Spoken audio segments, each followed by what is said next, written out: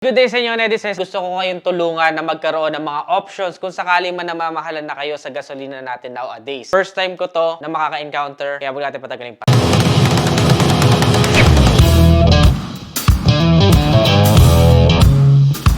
Pasok. So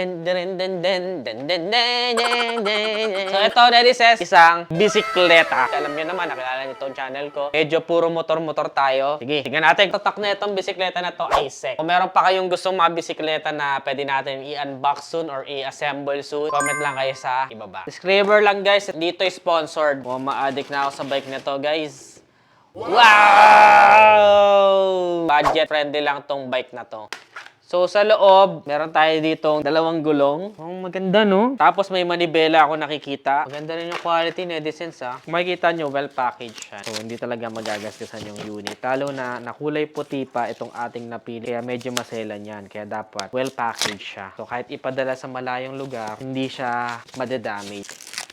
Natuwa lang ako kasi pag-visit ko sa isang kaibigan nating businessman na may motorcycle shop ay nakita ko na meron silang SEC na bike. Ang SEC, di ba, is motorcycle brand. Doon ko siya nakilala. So, nagulat ako that they offer bike din. Sabi ko, bibili nga ako. Susubukan ko lang. Since wala naman ako alam sa bike and very affordable siya, tinesting ko na lang. SEC, baka naman isa pa oh. Ibang color naman. Pero ano pa ba yung ibang mga brands na magagandang bikes, netizen? Comment nyo nga sa ibaba para ma-check din natin. Nakiki-assemble lang ako kasi yung pinsan ko marunong sa bisikleta. Ako kasi wala pa talaga akong alam dito. Gusto ko lang ibigay sa inyo yung quality na pwede nyong asahan kung bibili kayo ng ganitong price point na bike. Yun, may nakikita na ako na suspension. Telescopic fork yung suspension niya. Nakaka-amaze ako, netizens, no? Ang sarap pala mag-unbox ng bike. Kaya pala sobrang dami ng community ng bisikleta. Ito yung gulong. Wala pang hangin. Ganda ng gulong, guys, oh. Pwede pang city driving. Pwede din kung medyo maligaw kang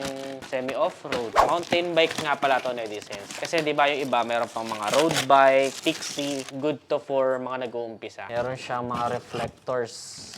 Kasi yung motor nga, gatuldok na lang sa gabi, bike pa kaya. So, yung mga ganyan added reflectors na yan, napakahalaga po niya. In fairness hindi ko in-expect na sa bili ko dito sa bisikleta na to, ganito yung quality niya. Wala din kasi tayong alam sa mga bisikleta, no? Good siya. Kumbaga sulit, bang for the buck. Kaya pala excited na si Kuyang itong assemble. Ang ganda nga naman, oh. Bali, ibebenta na natin, guys, yung mga motor natin.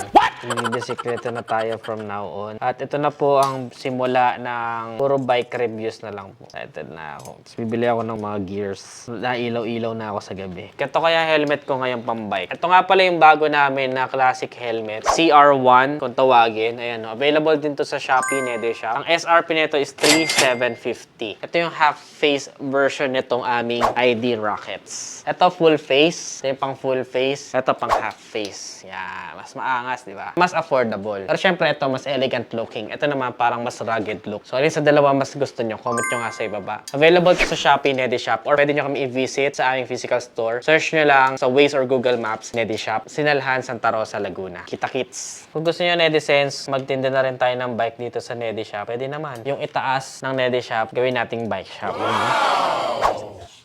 Shoot dyan. Yun. Iaalaing-alaing. Hindi naman natin ngayon kanyang caliper. That's British. Ang kapit natin yung upuan, guys. Ganda rin yung upuan niya.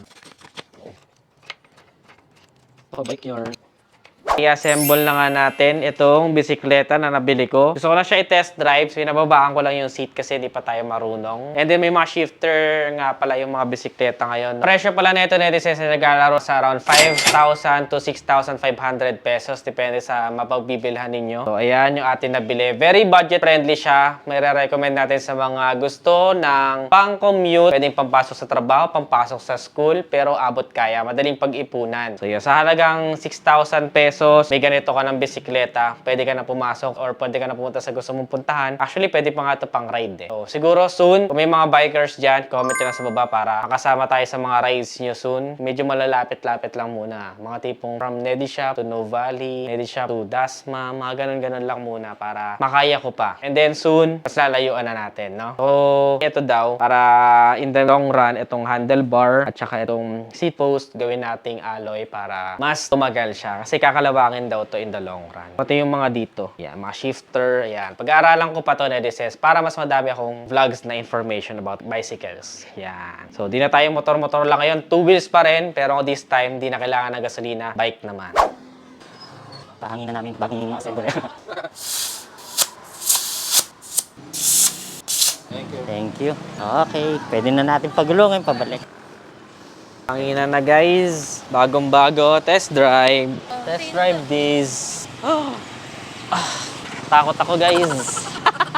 Katakot mag-bike guys. Hindi nga ako marunong lumiko eh. Okay na? Yan.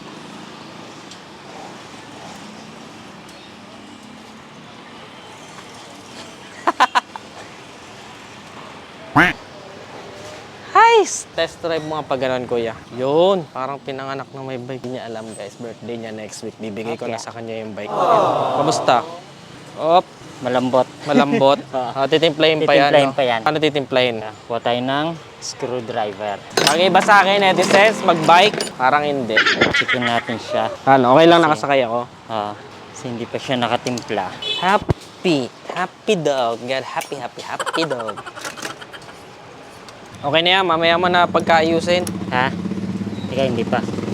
Hindi kumapit. Mag-outro na tayo. Stop, stop. Okay. So yun, Edisens, ito na nga, nabuo na namin. Salamat, buti na lang may alam si Kuya JR sa pag-assemble ng bisikleta. Bisikleta din kasi siya, kaya lang medyo lumiit na. So, dahil dyan, happy birthday. Ayun na tong bisikleta.